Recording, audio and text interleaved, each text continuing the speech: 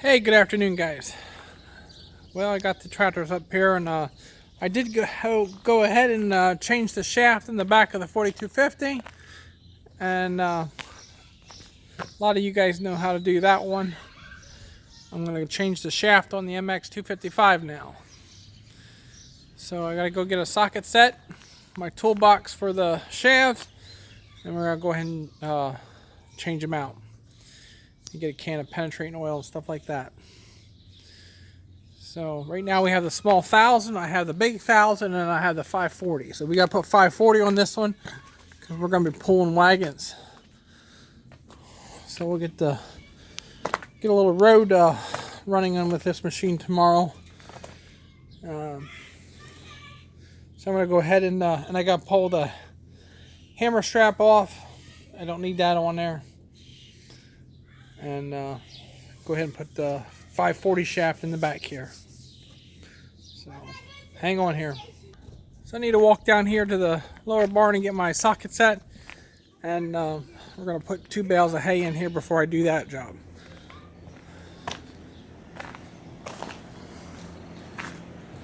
See some of my mess here. New calf is doing really well.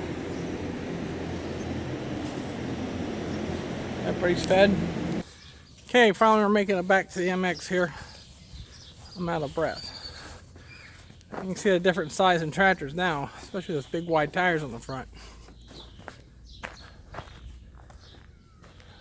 2 sharp looking tractors.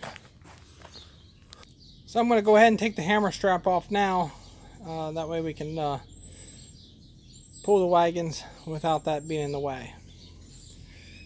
This is another good prime example why I need another big workhorse. Yeah, everybody says, well, you can take this time, do this time. As soon as I get this all changed, then you get a phone call because you need to go bale. So, never enough big workhorses. I do like these tires, so I'm going to see how they do on the road. That's the TM 700s on the back. So I did take some air out of them. They recommend 15 psi on them. I have 20 in them now. So we'll see how that rides tomorrow.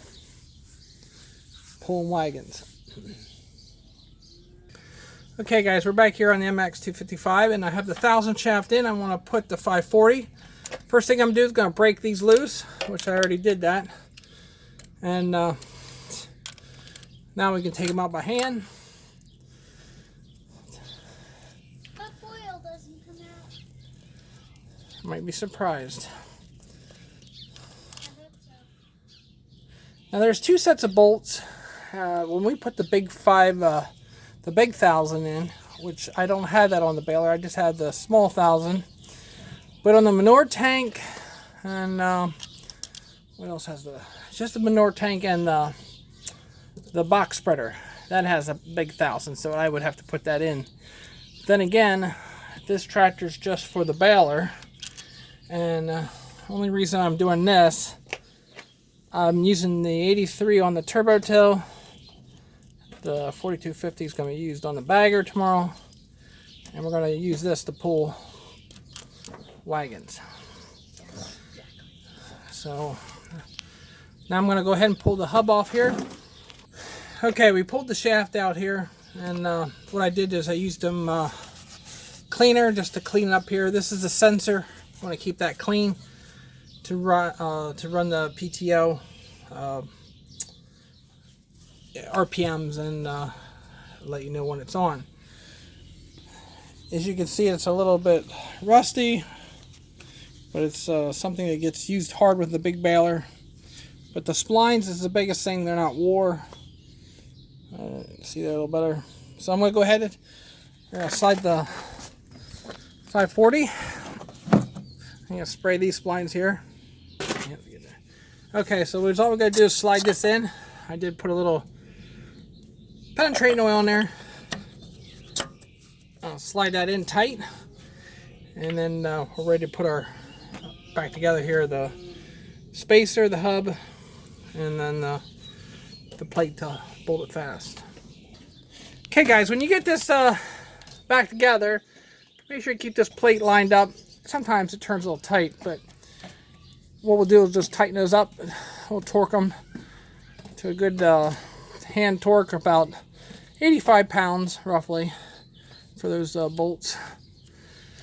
And if you ever have to put the big 1000 in, you're gonna have to change this and this spacer to make up for the big 1000. So we don't need that now. There's a small 1000. We'll go ahead and put him back in the box. And then that box right there, if you ever lose that, it's not cheap. Couple $100 box right there. So I'm going to torque them up, and we're ready to haul wagons here tomorrow with a MX 255. So here on the 4250, it's a little different. They use snap rings, and it's a little bit different to switch it off the shafts, and it's a little nicer. But some guys might like the red ones a little bit better. I didn't really show this, but a lot of guys know how John Deere is. They just have a clip. I just grab a pair of pliers, pull the clip out, pull the shaft out, and do the same up here and put that shaft back down. But the bagger is 540 tomorrow, and usually they're 1000, but this one here is 540. That's coming in the morning. So I hope you enjoyed this little video here on changing shafts, getting the tractors ready. I'm going to pull this one over and fill it with fuel. And this one here needs some fuel too, I think. Should be enough in it for tomorrow. But as always, leave your comments, suggestions, and have a great evening. I'm going to head out in the field here and work some more ground.